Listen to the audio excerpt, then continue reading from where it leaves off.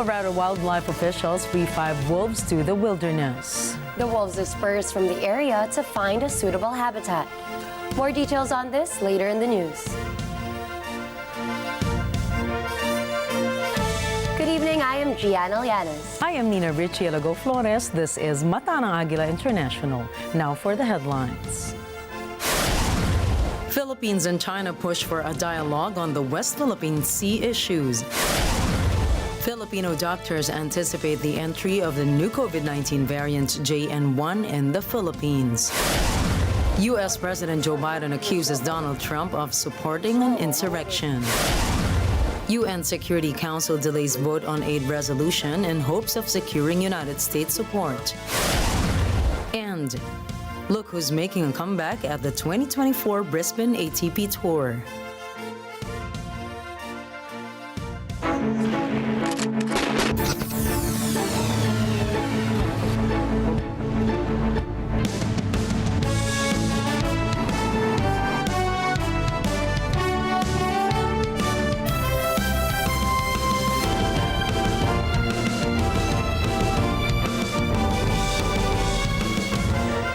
The Philippines and China are emphasizing the need for ongoing dialogue to address the escalating situation in the West Philippine Sea amid rising tensions over Beijing's past actions in the disputed region.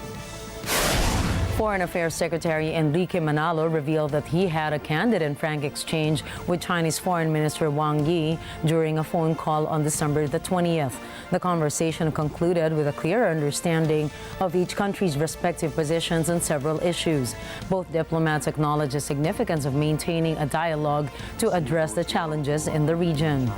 Minister Wang highlighted that the bilateral relationship between the two nations is at a critical juncture with its future yet to be determined. He urged caution on the part of the Philippines, emphasizing China's readiness to resolve differences through dialogue and consultation. However, Wang also issued a warning, stating that if the Philippines misjudges the situation and collaborates with external forces to continue stirring up trouble, China will defend its rights in accordance with the law and respond resolutely.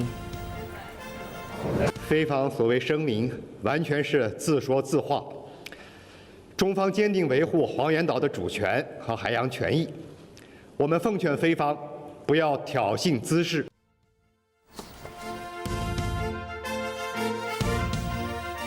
The Philippines is set to buy 3 warships as additional assets for the Philippine Coast Guard to bolster the country's defense to safeguard its territories in the West Philippine Sea.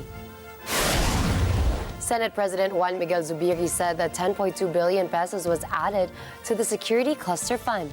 Zubiri added that an Australian company based in Balamban, Cebu, is the country's contractor for manufacturing the ships. President Ferdinand Marcos Jr. signed the 5.768 trillion pesos national budget for 2024 yesterday. In addition to the security cluster, the Congress has also increased the budget for social services and emergency response, as well as the defense budget for the Navy, Air Force, and Army. This is to monitor and protect the country's maritime territories in the West Philippine Sea and the rest of the country. Pag-asa senior hydrologist Elmer Caringal has issued a warning about the possibility of water shortage, particularly in Metro Manila, during the first half of 2024, despite the current above normal water level in Angat Dam. Government agencies have devised plans to maximize dam water usage for supplying Metro Manila residents, anticipating the challenges posed by El Nino, which is expected to be felt during the first and second quarter of 2024. However, Caringal emphasized that the effectiveness of these plans relies heavily on responsible water usage by end users. In support of long-term solutions, Caringal endorsed the establishment of a new dam to conserve rainwater for various purposes, including potable water and irrigation. While water shortages may not pose significant problems in areas outside Metro Manila, he also cautioned that brownouts might occur in the coming year as the dry season sets in. Bangko Sentral ng Pilipinas is preparing for the effect of the El Nino phenomenon by next year. BSP Governor Eli Remolona Jr. disclosed that the dry spell would pose a grave threat to agricultural output, inflicting a big impact on the country's food supply. Remolona explained that the El Nino impact will largely affect monetary policy. This is due to supply shocks. Meanwhile, the central bank kept its benchmark policy rate unchanged at 6.5%. Remolona added that policy rate cuts were unlikely to occur. The ANZ Group's research unit has indicated that although the Philippine economy is expected to maintain strength, it is likely to fall below the government's growth targets from this year through 2025. According to ANZ Research, Philippine GDP growth is projected to be 5.2% this year, below the government's target range of 6 to 7%. The forecasts for 2024 and 2025 are also below the growth targets of 6.5 to 7.5% for 2024 and 6.5 to 8% for 2025. ANZ Research highlighted that a boost from the labor market is unlikely, given that unemployment is already below pre-pandemic levels. Additionally, weak household savings and moderate income growth may negatively impact consumption. While inflation is predicted to remain high at 6% this year, ANZ Research anticipates a decrease to 3.5% in 2024 and further to 3% in 2025. The Department of Transportation has inspected bus terminals in Metro Manila before the upcoming holiday exodus starting tomorrow. Among the inspections were the examination of bus units, terminal lines, offices, bags, and permit-related documents. The Parañaque Integrated Terminal exchanged logged 73,467 passengers in its transport hub as of this afternoon. Management has also released new routes for travelers coming from and going to Nueva Ecija for the holiday season from December 21 this year to January 14, 2024. Meanwhile, bus terminals in EDSA, such as 5-Star, Baliwag, Jack Liner, and Victory Liner, were all normal in the morning. The National Telecommunications Commission, or NTC, has suspended the operation of Sunshine Media Network International, or SMNI, for 30 days. This is based on the House of Representatives resolution accusing SMNI of violating the terms and conditions of their franchise. According to the NTC show cause order, SMNI is required to explain within 15 days why there is no need for administrative penalties to be imposed to the network. SMNI suspension was issued after the Movie Television Review and Classification Board, or MTRCB, imposed a 14-day preventive suspension on 2 of its programs due to reported violations. NTC's administrative hearing on the matter is again set for January 4 of the next year. Meanwhile, SMNI has appealed for the suspension of its 2 programs before the long holiday. SMNI, however, insisted that there is no urgency for the MTRCB to suspend its shows.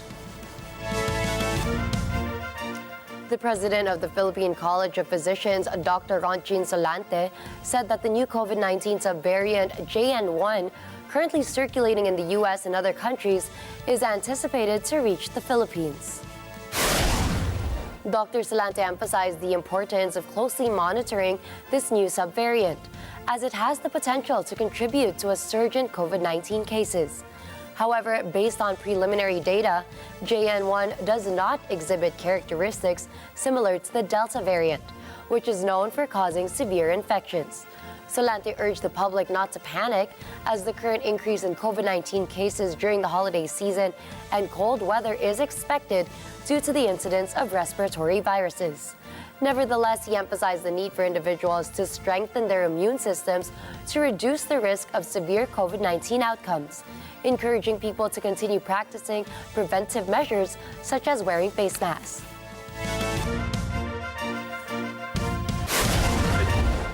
Coming up, Suriname's former president gets a lengthy prison sentence.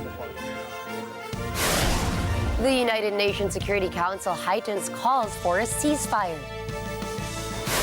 And Toyota recalls more than 1 million units worldwide. Stay tuned for more stories around the globe when we return.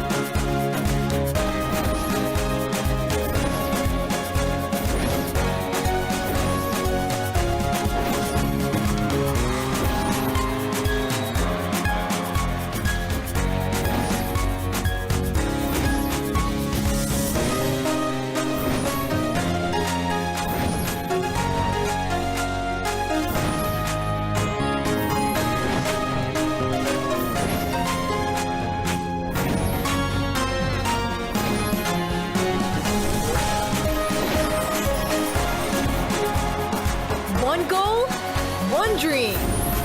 Road to Storkada. Monday to Friday, 5:30 p.m. to 6 p.m. Let's get together. Sunday 25. Sunday 25.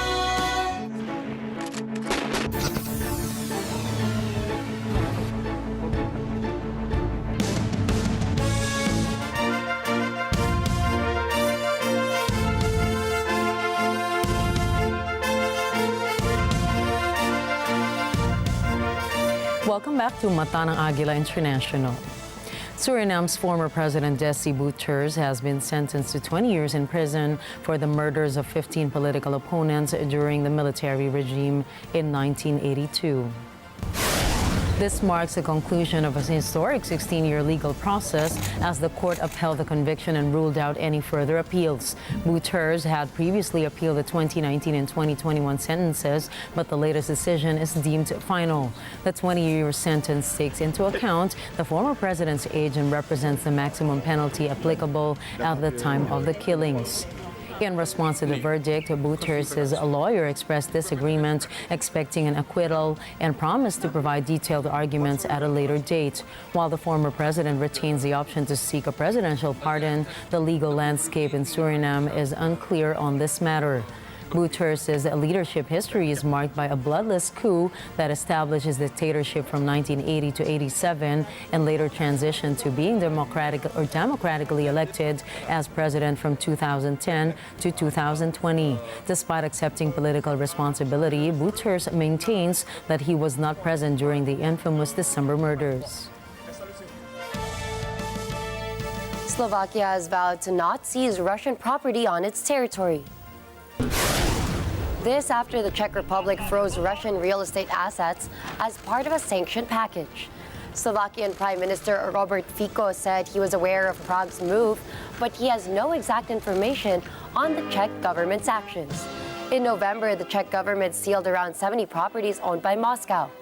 Russia condemned the action as illegal and warned that it would compel consequences. Meanwhile, Slovakia has declared that it would stop providing Ukraine with military aid and only supply humanitarian support. It was a happy ending for 21 prisoners being held in Venezuela. Shenka Dusale tells us more. Arms raised in triumph and beaming with smiles, 21 political prisoners left Venezuela in custody. According to the Coalition for Human Rights and Democracy, their release was part of a swap deal with the U.S. 8 of the prisoners were Americans, the rest were Venezuelans. Among the released were 2 former U.S. soldiers who were accused of seeking to overthrow Venezuelan President Nicolas Maduro. Maduro claimed that former U.S. President Donald Trump was behind the effort to overthrow him. The U.S. has denied any involvement in trying to overthrow the Maduro presidency. Shen Kadusali for Matanang Agila International, trusted, connected, on point. Yemen's Iran-backed Houthi rebels issues a warning to the United States. This as the U.S. forms a multinational naval force to protect vessels traveling through the Red Sea. Philip Toledo has the report. Houthi rebel leader Abdel Malak al-Houthi warns Americans not to get involved in attacks they have been carrying out in the Red Sea. He says if the U.S. does, they will be the target of Houthi missiles and drones. The rebels have launched more than 100 drone and missile attacks in the area. The Pentagon says the rebels have already struck 10 merchant vessels. In response, the U.S. has pledged to protect cargo ships in the Red Sea. It is building up a task force with countries such as Britain, Canada, France, Italy, the Netherlands, and Norway. Philip Toledo for Matanang Agila International, trusted, connected, on point. A cyber group targeted Iran's fuel supply, affecting around 70% of the country's petrol stations. Iran's oil minister Javad Oji said that of the 3,800 petrol stations, only 1,650 were operational. Iran was able to continue supplying fuel to customers manually since the attack specifically targeted software associated with the pumps. Oji added that the cyber attack was carried out by the predatory Sparrow Group. He also alleged that the cyber group has ties to Israel. But Israeli government spokesperson Tal Heinrich told reporters that Israel has nothing to say about Iran's claims. Meanwhile, the predatory Sparrows said they carried out the cyber attack in a controlled manner to avoid potential damage to emergency services. The recent round of talks between Ethiopia and Egypt regarding the controversial Grand Ethiopian Renaissance Dam on the Nile has once again concluded without a deal, escalating tensions between the two nations. This ongoing dispute revolves around the $4 billion dam project initiated by Ethiopia in 2011 on the Blue Nile. Egypt views Ethiopia's dam as an existential threat, fearing potential devastating effects on its water and irrigation supply. Both countries pointed fingers at each other for the lack of progress following 3 days of discussions in Addis Ababa. Egypt's Ministry of Water Resources and Irrigation attributed the unsuccessful talks to Ethiopia's unwavering refusal to consider any compromises. Conversely, the Ethiopian Foreign Ministry accused Egypt of impeding the discussions with roadblocks, preventing the emergence of a consensus. Despite the failure of the latest negotiations, Ethiopia remains steadfast in its commitment to exploit the river, with or without a formal agreement. U.S. President Joe Biden made sure there was no doubt on where he stood concerning Donald Trump and insurrection. Glenn Cadusale tells us what President Biden said regarding his predecessor. When asked if former U.S. President Donald Trump is an insurrectionist, President Joe Biden had this to say. Well, I think certainly it's self-evident. You saw it all. Now, whether the 14th Amendment applies, I'll let the court make that decision. But he certainly supported an insurrection. And no question about it. None. Zero. And he seems to be doubling down on about everything. The comment comes after the Colorado Supreme Court ruled that Trump could not be placed on the state's ballot for the 2024 presidential election. Colorado's top court invoked the U.S. Constitution's 14th Amendment as the basis of its decision. The amendment bars from office anyone who engages in insurrection. Glenn Cadusale for Mantahanang Agila International. Trusted, connected, on point. Russia and the Arab League called jointly for a United Nations ceasefire resolution for the Israel-Hamas war. This during the Russian-Arab Cooperation Forum in Marrakesh, Morocco. Bruce Balmeo has the details. The Russian-Arab Cooperation Forum usually focuses on diplomatic and economic ties. This year, however, it was dominated by the conflict in the Gaza Strip. Russian Foreign Minister Sergei Lavrov says they hope the Security Council will raise its voice for a mature resolution that is calling for a ceasefire.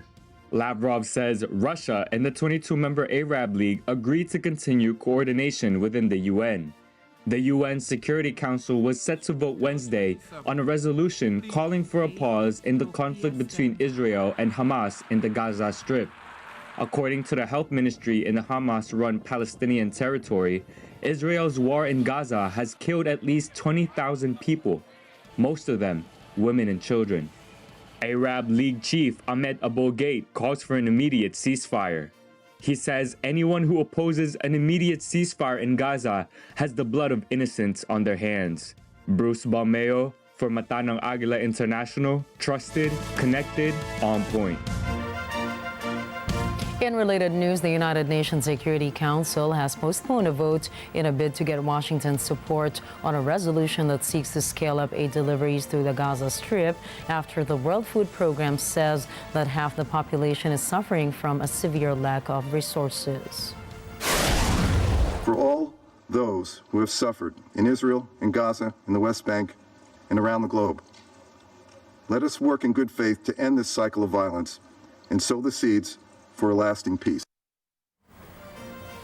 Originally planned for Monday, the vote has been repeatedly postponed as diplomats seek to compromise language that the United States can accept, with heightened calls for a ceasefire and a decisive increase in aid coming as the death toll in the Gaza Strip reaches 20,000. The United Arab Emirates, acting as the Arab representative in the 15-nation council, drafted the resolution and is leading the negotiations.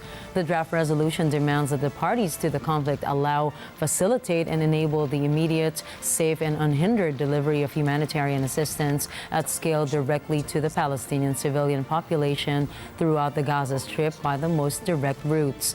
Although the most contentious part of the resolution includes a stipulation which calls for an urgent suspension of hostilities to allow safe and unhindered aid access, which they soon hope could lead to a total cessation of hostilities between parties. The text, if adopted, also would authorize a UN monitoring mechanism to confirm the humanitarian nature of aid shipments into Gaza through multiple entry points. At a news conference at the U.S. State Department, Secretary Antony Blinken said the United States has been at the forefront of efforts to get more humanitarian assistance to civilians in Gaza. We're engaged, as I said, in very good faith with other countries. We've been working this intensely. I've been on the phones about this for the last couple of days. Linda Thomas Greenfield, of course, in New York, has been leading our efforts. So I hope we can get to a good place. Israeli officials have sent mixed messages on what they are willing to consider. President Isaac Herzog told a gathering of international diplomats that Israel is prepared to enter into a further humanitarian pause in return for the release of its hostages. But Prime Minister Benjamin Netanyahu repeated his stance Wednesday that the war would end only with Hamas eradicated. The fact that Israel is ready for another humanitarian pause and additional humanitarian aid in order to enable the release of hostages. And the responsibility lies fully with Sinwar and the leadership of Hamas. מי שחושב שנעצור, פשוט לא מחובר למציאות. לא נפסיק את הלחימה עד להשגת כל המטרות שהצבנו. חיסול החמאס, שחרור חטופינו, והסרת האיום מעזה. כל מחבלי החמאס, מהראשון עד האחרון, הם בני מוות. יש להם רק שתי אפשרויות, להיכנע או למות.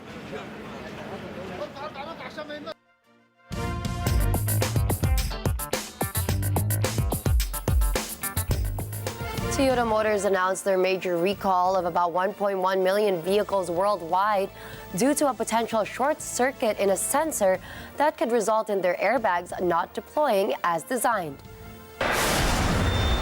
The recall covers 2020 through 2022 model year vehicles, including various Avalon, Camry, Corolla, RAV4, Lexus ES250, ES300H, ES350, RX350 Highlander, and Sienna hybrid vehicles, and could result in the occupant classification system sensors not working. Occupant classification system sensors are weight sensors put in vehicles designed to classify whether the object situated in the seat of a car is a passenger or not. The sensors ensure airbags do not deploy if a small adult or child is sitting in the front seat. Dealers will inspect and, if necessary, replace the sensors. The automaker plans to begin notifying owners in February about the recall. Toyota in July 2022 issued a recall for 3,500 RAV4 vehicles in the United States that caused potential interference between internal parts that could cause the OCS sensor to incorrectly classify the occupant. The new sensors were prompted because older airbags deployed the same way for all driver and passengers, causing some injuries and, in rare cases, even death to children, small adults, and unbelted passengers who were too close to the airbag as it deployed. The Securities and Exchange Commission has charged Laura Perryman, the former CEO of medical technology companies TimWave, for defrauding investors out of $14 million or $41 million. Stimwave, which was previously a medtech company that sold devices containing dummy pieces of plastic that were implanted inside real people. The device is made up of a transmitter, an electrode array, and a receiver, which was in reality, according to SEC, fake and nothing more than a piece of plastic. Their fraudulent claims went as far as to say that these pieces of plastic, with the help of a transmitter, could emit micro vibrations made to stimulate nerve centers to help assist in nerve pain and avoid nerve damage. From 2017 to 2020, the company implanted nearly 8,000 patients with these devices. Laura Perryman led Stimwave, which sold nerve stimulation devices from 2010 to 2019. She also apparently told investors that the device was the only effective device of its kind on the market, having been approved by the United States Food and Drug Administration, another claim which turned out to be untrue. Under her leadership, Stimwave warped the design of the device to better align with insurance codes, resulting in unnecessary plastic components that allow the company to sell their products for thousands of dollars more than they cost to produce.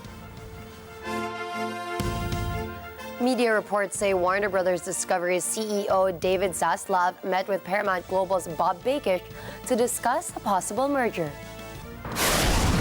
Sources familiar with the issue said the meeting in New York was preliminary and may not lead to an agreement.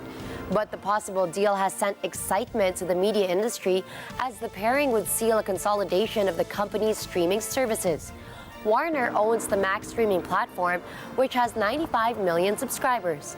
Paramount owns the Paramount Plus streaming service and has 63 million subscribers. But the two giants are struggling with stiff competition combined with slowing subscription growth. They are surpassed by Netflix, which has 247 million subscribers, and Disney Plus, which has 105 million subscribers. But sources say the merger between the Warner Brothers Discovery and Paramount Global would likely become difficult, as U.S. regulators will first scrutinize the deal. Trevor Milton, the convicted founder of electric and hydrogen-powered truck maker Nikola, has been sentenced to 4 years in prison after a jury found him guilty of defrauding investors regarding the company's technological advancements. Federal prosecutors in Manhattan said Milton misled investors by stating that Nikola had built a pickup from the drawing board, that it had developed its batteries despite knowledge of their purchase, and that he had brought early success to the company's stock by announcing the Nikola One, a semi-truck which it did not work. After announcing the sentence at a hearing in federal court in Manhattan, Judge Edgar Ramos told Milton he was aware the statement he made about the company were false. The judge allowed Milton to remain free on bail while he appeals his conviction. Prosecutors urged Ramos to sentence Milton to around 11 years in prison, in line with the sentence Theranos founder Elizabeth Holmes received last year after being found guilty of defrauding investors in her blood testing startup.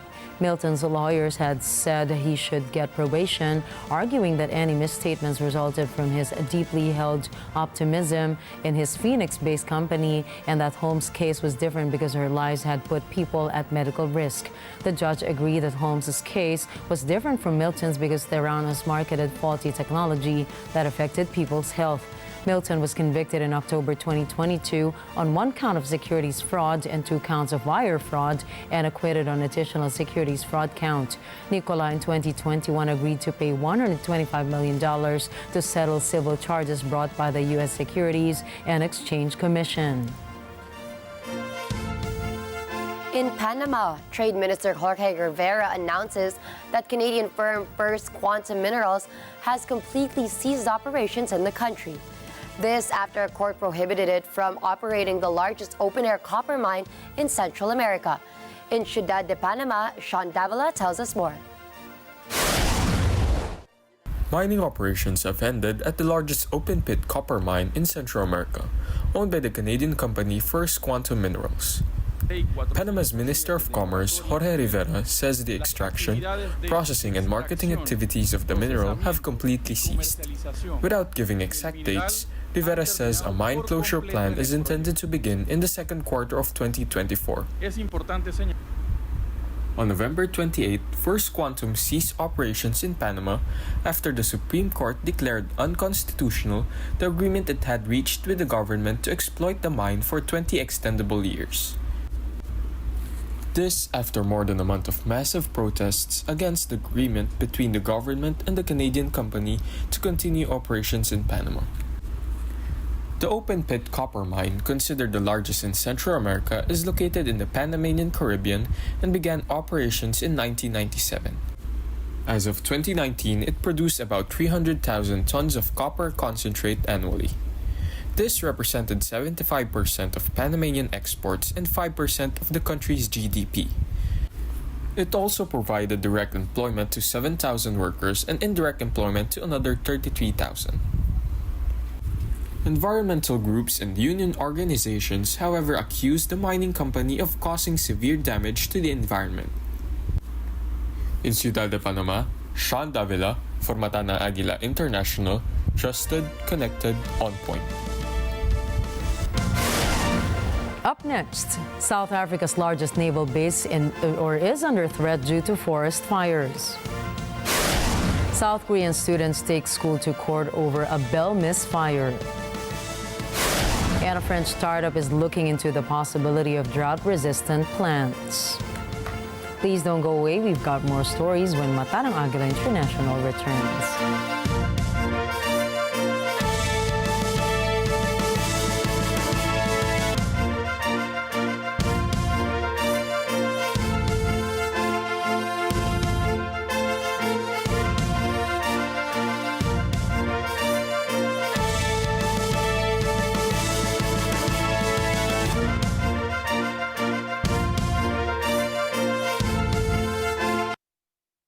This portion is brought to you by North Luzon Express Terminal.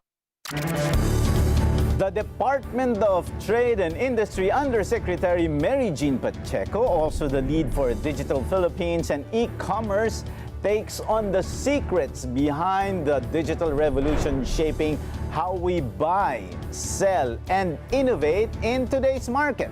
Get ready to explore the evolution of digital commerce and the game-changing insights driving the future of e-commerce in an increasingly connected world, especially for MSMEs. The Philippines is one of the most top-performing internet economies in Southeast Asia. Positive yung growth natin. Nakikita natin na bubulusok pa ang ating e-commerce. Open for business with Cesar Vallejos, Sunday, 9 p.m. Let's get together. Sunday 25. Sunday 25.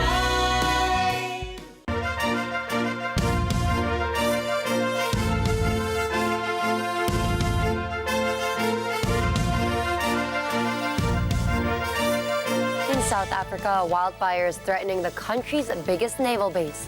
Marjorie Quintos tells us more. More than 300 firefighters are battling a wildfire that has spread across a mountain near Cape Town in South Africa. Strong winds are fanning the inferno. The fire is threatening the country's largest naval base, located about 45 kilometers south of Cape Town. Flames have already damaged one building in Simonstown Naval Base. Nearly 40 nearby houses were evacuated in the early hours of Wednesday. The Cape Town region has experienced repeat heat waves with fierce hot winds. Drought conditions are also a problem. In 2015, the country experienced the driest droughts in 112 years. Marjorie Quintos from Matanang Agila International. Trusted, connected, on point. A tragedy occurred in Arizona as a father was shopping for the holiday season, only to return to find his 4 children and a young relative perished in a house fire. The devastating incident unfolded on Saturday evening, engulfing a 2-story home and leaving no survivors. Among the victims included siblings aged 2, 4, 5, and 13, alongside an 11-year-old relative who was visiting.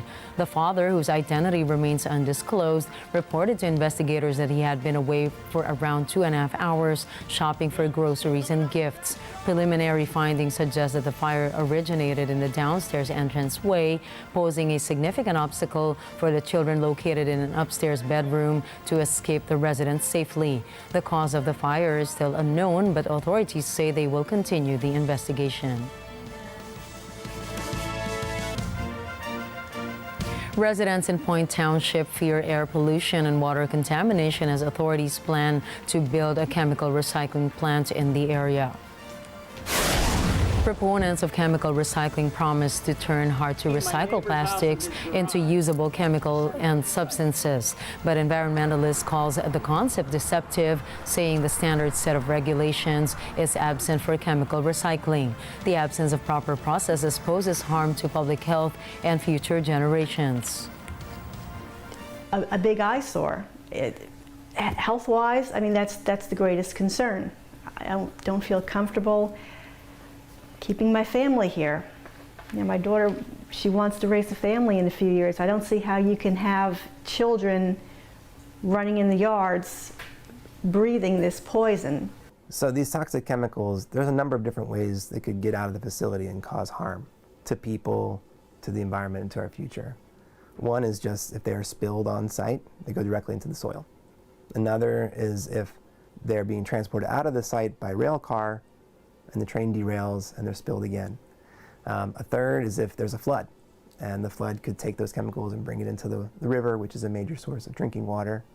And another is if there's a fire, and now we have these chemicals in a different form, moving around the atmosphere, people are breathing them in. 39 students are suing the South Korean government after their college admission examination ended 90 seconds earlier than scheduled. A lawyer representing the case said the students have demanded 20 million won or $15,400 each as compensation payments. The money will be used by each student to cover the cost of a year studying to retake the Sanyong test. The lawyer argued that ending the test early was an error that affected the rest of the students' exams. The Sanyong test is an 8-hour marathon with back-to-back papers in multiple subjects. Only those with the very highest marks can secure places at South Korea's top universities, seen by many as opportunity to get coveted jobs in major conglomerates. The importance of the Sanyong exams is underscored by robust nationwide measures to minimize distractions. These include a ban on aircraft takeoffs and landings during the listening portion of the English test, which this year caused the rescheduling of more than 90 flights. Blockchain engineer Kang Jae-gu has developed a website to track down bedbug outbreaks in South Korea. Once he heard about the bedbug outbreak in his country, he immediately gathered information to help spread awareness of the situation to the public. 요즘 세대들은 사실 빈대를 잘 모르잖아요. 그래서 많이 좀 알았으면 좋겠다라고 해서 좀 빈대 관련된 정보들도 많이 넣고 질병관리청에서 이렇게 만들었던 빈대 정보집도 홈페이지에 넣어놨어요. 네, 이런 것들을 좀 사람들이 인식하고 주의했으면 좋겠다라는 생각도 있어서. 네. The 29-year-old self-professed insectophobe said that around 45,000 to 50,000 people visited his bedbug board website to learn bedbug controls. Lecturers also provided classes on how to detect, disinfect, and monitor bedbug cases and shared their first-hand experience in tackling them. 아까도 말씀드렸죠. 빈대 방제가 매우 어려워요. 일반 방제보다 시간도 배로 들고 사람도 많이 필요하고, 그래서 일반적으로 화학적 살충제로 분사를 해서 방제가 100% 되면 좋은데, 그것보다 꼼꼼하게 물건을 하나씩 살펴보면서 진공 청소라든지 고온 스팀기를 이용하는 물리적 방제가 우선시 돼야 빈대 방제가 성공할 수 있습니다. The World Health Organization, or WHO, warned that the Mpox epidemic in the Democratic Republic of Congo could spread internationally. Rosamund Lewis, the WHO's technical head for Mpox, said there are more than 13,000 suspected cases of the disease in DR Congo. The figure translates to more than 1,000 Mpox cases per month. Lewis added that those cases led to over 600 deaths. As of last week, the WHO noticed a rise in sexual transmissions of the disease. Japan's health ministry reported on December 13 that their country had seen its first fatality from Mpox. The patient had a prior infection with HIV and no travel history. Health experts said aside from ongoing outbreaks in Japan, there are also Mpox cases in Cambodia, Indonesia, Vietnam, and China. Mpox, formerly known as monkeypox, was first identified in humans in the Central African nation in 1970. Mpox outbreaks often began when the virus was transmitted from infected animals to humans or via sexual transmissions. Last year, nearly 90,000 people were infected with Mpox and 140 people died. The WHO downgraded the disease in May 2023 from its status as a global health emergency.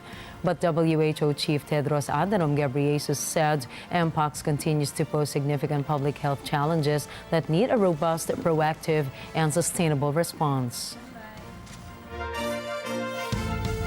The World Health Organization announces the inclusion of Noma in its official list of neglected tropical diseases. Rosel Feria reports.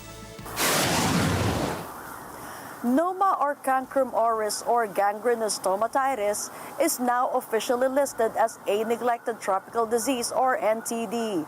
Noma is a severe gangrenous disease of the mouth and face. It primarily affects malnourished young children between the ages of 2 and 6 years in regions of extreme poverty. It starts as an inflammation of the gums, which, if not treated early, spreads quickly to destroy facial tissues and bones. It frequently leads to death, with survivors suffering severe disfigurement. WHO says cases of Noma are mostly found in sub-Saharan Africa. Cases, however, have also been reported in the Americas and Asia. Evidence indicates that Noma is caused by bacteria found in the mouth. Risk factors associated with this disease include poor oral hygiene, malnutrition, weakened immune systems, infections, and extreme poverty. Noma is not contagious but tends to strike when the body's defenses are down. Accurate estimation of the number of Noma cases is challenging. Rapid progression of the disease and the associated stigma contribute to leaving many cases undiagnosed. WHO Chief Dr. Tedros Adhanom Ghebreyesus says Noma is more than a disease. He says it is a social marker of extreme poverty and malnutrition affecting the most vulnerable populations.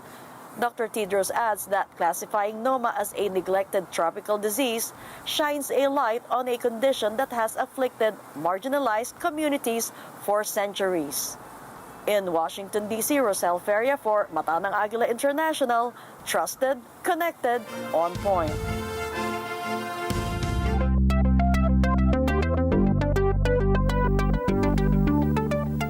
In Thailand, researchers use drones to know how much carbon a forest can absorb. Chiang Mai University's Forest Restoration Research Unit said the drones were used to capture photos to be knitted into a 3D model that reveals a woodland's estimated carbon absorption. Scientists disclosed that woodlands suck in and store carbon dioxide, which is the largest contributor to climate change. But carbon dioxide is the main one.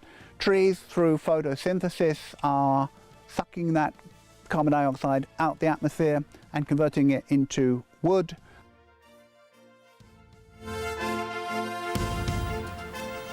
French startup Farm 3 is looking to develop plants that are more resistant to climate crises like drought.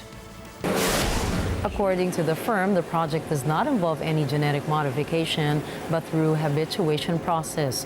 President and founder of Farm 3, Roman Schmidt, disclosed that the plants subjected to the project would undergo a process of which it would experience stress, particularly drought stress.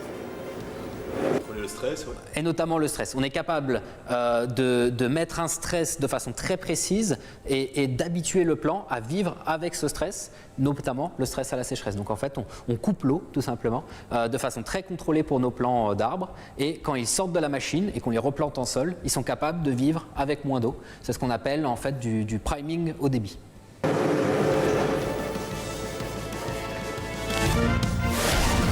Coming right up.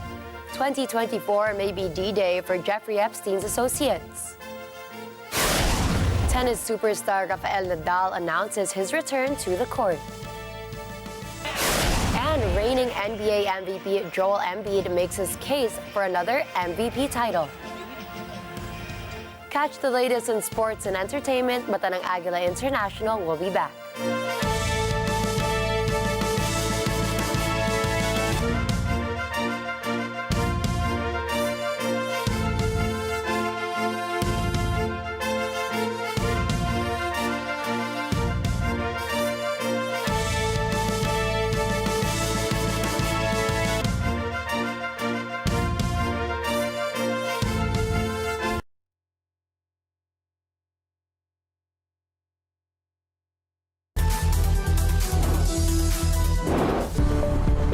Viral ngayon, motorcycle rider na nagsauli ng naiwang pera ng kanyang pasahero.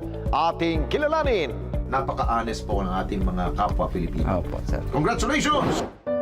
Isang ina na naglalabada para may taguyod ang anak sa kabila ng putol niyang kaliwang paa, ating rerespondihan. Exclusive! Senior citizen na mag-asawa na nagtatrabaho pa rin bilang mga sapatero, ating nirespondihan.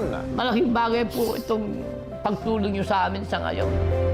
Sabado, alas 6 hanggang alas 7 ng gabi, ito ang Responde, Mata ng Mamamayan.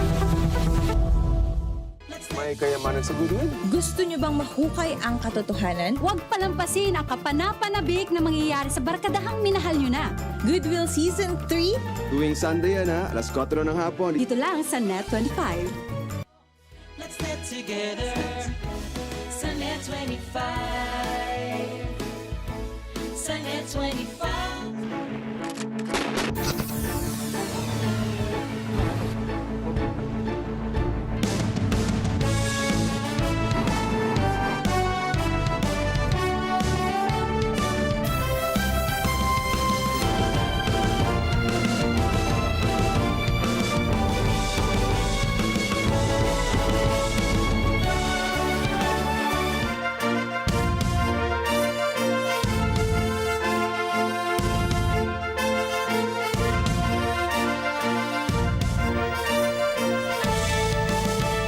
Cassie, a golden retriever, has raised a pack of endangered African wild dog pups at Indiana Zoo.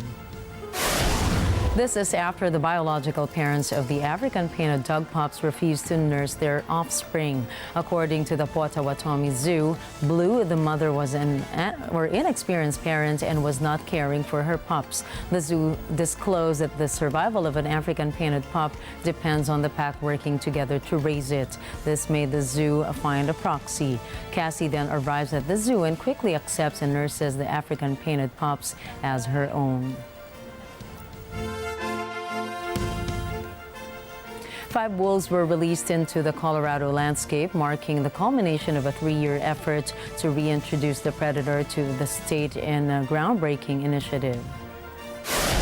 Colorado wildlife officials captured the wolves in Oregon and transported them to Grant County for release. The group of wolves consisted of 2 juvenile females, 2 juvenile males, and 1 adult male originating from 3 separate packs. Following the release, the wolves are expected to disperse from the site, covering up to about 110 kilometers, and continuously move for weeks until they find suitable habitat.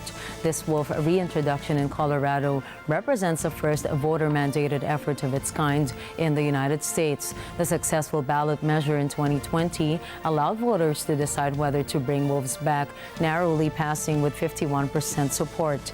Wildlife activists have applauded the initiative as a critical opportunity to restore a vital species to an ecosystem where wolves have been scarce since the early 1900s.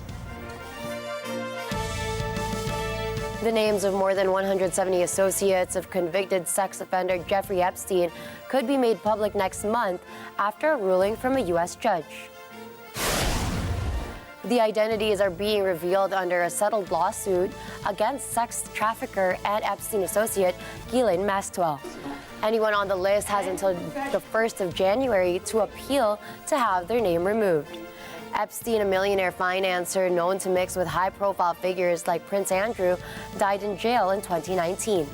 The 51-page ruling issued on Monday by New York Judge Loretta Preska calls for Epstein's connections to be unsealed in full. It is the latest filing in the case brought by Virginia Giuffre against Maxwell, a former British socialite who is serving a 20-year prison term for the crimes she committed with Epstein. Ms. Giuffre's defamation lawsuit was brought in 2015 and settled in 2017, leaving the names of scores of Epstein associates under a court-ordered seal. They include 40 documents of evidence from Johanna Schuberg, who has claimed Prince Andrew groped her while sitting on a couch inside Epstein's Manhattan apartment in 2001. Buckingham Palace has previously denied the claims, saying that her allegations are categorically untrue.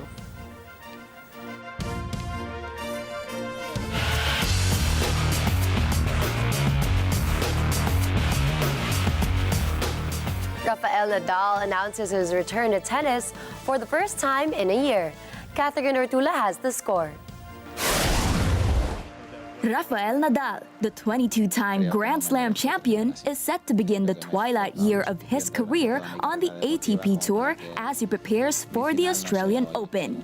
Spaniard's last match was second-round defeat to Mackenzie McDonald in Melbourne at the start of 2023. Nadal confirmed on social media that his comeback will take place in Australia next month as he begins his final year on the ATP Tour. In a video on X, the Rafa said, and I quote, "After a year away from competition, it's time to come back. It will be in Brisbane the first week of January. I'll see you there." Creo que no me merezco terminar así. Es decir, creo que me he esforzado lo suficiente durante toda mi carrera deportiva como para que mi final no sea hoy aquí en una rueda de prensa, ¿no? Que mi final sea de otra manera y voy a esforzarme para que mi final sea de otra manera.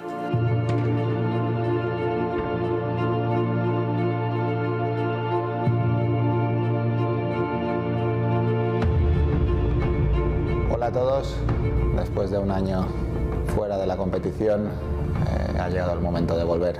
Será en Brisbane y será la primera semana de enero. Nos vemos allí. The Brisbane International will help Nadal prepare for the Australian Open in Melbourne later in the month, a tournament he has won twice before in 2009 and 2022. Nadal came from 2 sets down to defeat Daniil Medvedev in the 2022 Australian Open final and then went on to win the French Open for a record-extending 14th time later that year. The Spaniard has not won a major since and may only have a maximum of 4 more opportunities to add to his haul as he plans to retire at the end of his 2024 campaign. Nadal is also keen to represent Spain at the 2024 Paris Olympics. He has plummeted to 633 in the world rankings during his injury layoff, but is eligible for a protected ranking, having not competed in any event for at least 6 months. Speaking recently, Novak Djokovic said he would like at least one more match with great rival Nadal. About rivalry, yesterday Rafa Nadal announced that he's sure he's going to play next year. What are your feeling about it, and what is your feeling about maybe facing one of your greatest rival one more time? I think it would be nice, you know, for the sport to have at least one more match between Nadal and me. That's the biggest rivalry in terms of the amount of matches played that this sport ever had. So hopefully that can happen, you know. Catherine Ortula for Mata ng Agila International. Trusted, connected, on point. Joel Embiid makes his case to be hailed NBA MVP for the second year in a row as he carries his team past the top-seeded Minnesota Timberwolves. Embiid had 51 points and 12 rebounds to lift the host, the Philadelphia 76ers, over the Minnesota Timberwolves 127-113. The reigning NBA MVP posts at least 40 points and 10 rebounds for the third straight game to lead the 76ers in snapping the Timberwolves' 3-game winning streak. It was all Sixers at the half as they led 64-60, thanks in large part to the 20-piece from both Embiid and Maxey. It was Joel's 12th consecutive game with at least 30 points and 10 rebounds, the longest streak since Kareem Abdul-Jabbar in 1971 to 1972. The process recorded his second game of 50 or more points this season and the 7th of his career. His dynamic duo, Tyrese Maxey, also added 35 points for Philadelphia, proving to be quite the threat in the East. Anthony Edwards led the Timberwolves with 27 points, while Karl Anthony Towns added 23 points and 13 rebounds. Jaden McDaniels had 21 points. The Timberwolves are set to return home for a game against the Los Angeles Lakers, while the Sixers are set to host the Toronto Raptors.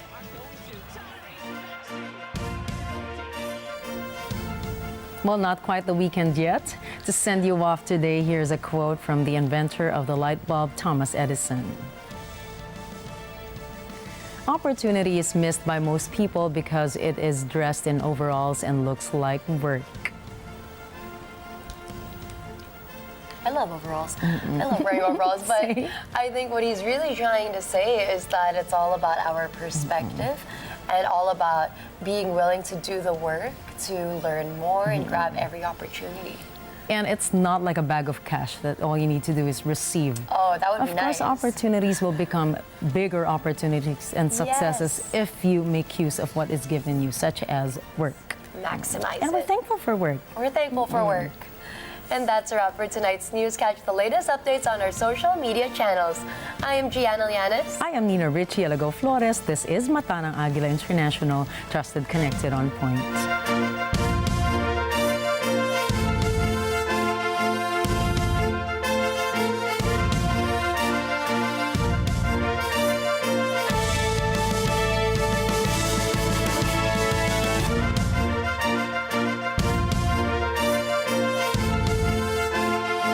Thank you for choosing Matanang Agila International as your trusted news source, keeping you connected to the world and on point with stories from around the globe. Follow, like, and subscribe to @Net25 TV.